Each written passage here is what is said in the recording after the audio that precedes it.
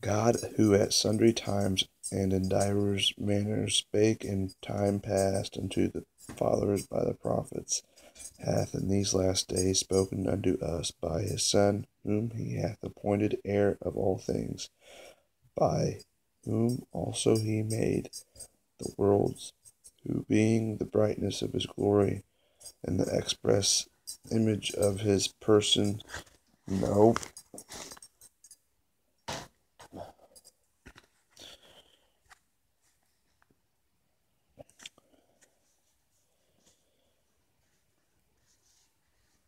and upholding all things by the word of his power, when he had by himself purged our sins, and sat down on the right hand of the Majesty on high, being made so much better than the angels, as he hath inheritance obtained a more excellent name than they.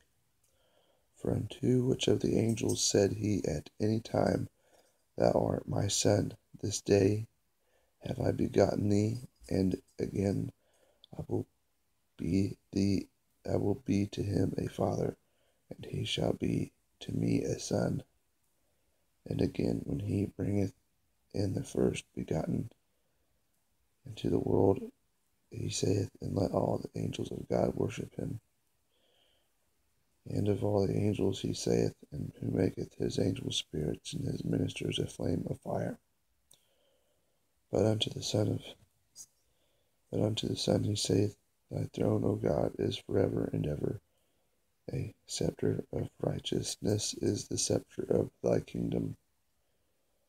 Thou hast loved righteousness and hated iniquity. Therefore God, even thy God, hath anointed thee with the oil of gladness above thy fellows, and thou, Lord, in the beginning hast laid foundation of the earth and the heavens in the works of thine hands. They shall perish, but thou remainest, and they shall wax old as doth a garment, and as a vesture shalt thou fold them.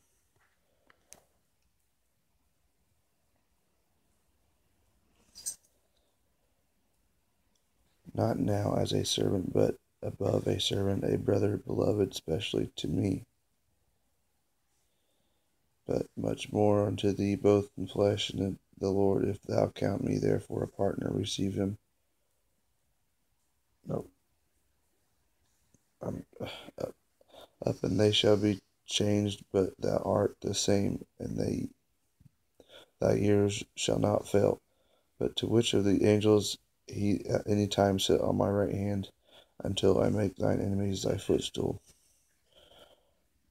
Are they not all ministering spirits sent forth to minister for them who shall be heirs of salvation? Therefore we ought to give more earnest heed to things which we have heard, lest at any time we should let him slip.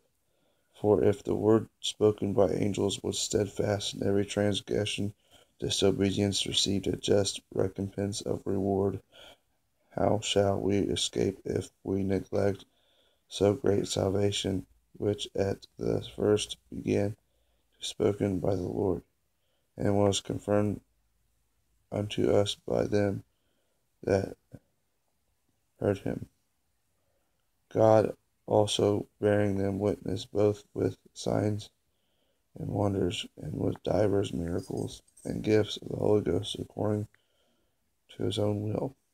For unto the angels hath he not put in subjection the world to come whereof we speak. But one in a certain place testified, saying, What is man that thou art mindful of him, or that the Son of Man that thou visitest him? Thou madest him a little lower than the angels. Thou crownedst him with glory, thou honorest and didst set him over the works of thine hands. Thou hast put all things in subjection under his feet, for in that he put all in subjection under him, he left nothing that is not put under him. But now we see not yet all things put under him.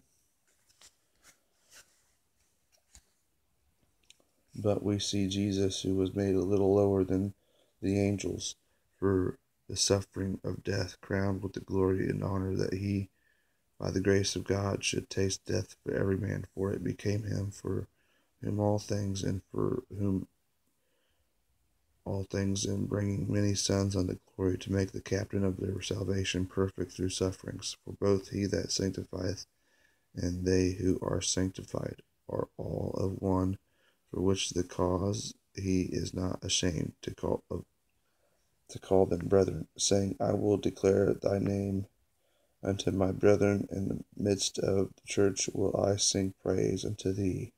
And again, I will put my trust in him. And again, behold, I and the children which God hath given me, for as much then as the children are partakers of the flesh and blood, he also himself likewise took part of the same, that through death he might destroy him that had the power of death, that is the devil, and deliver them who through the fear of death were all their lifetime subject to bondage.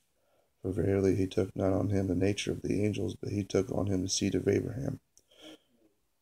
Wherefore in all things it behoved him to be made like unto his brethren, that he might be merciful, faithful high priest in things pertaining to God, to make reconciliation for the sins of the people. For in that he himself hath suffered being tempted, he is able to succor them that are tempted.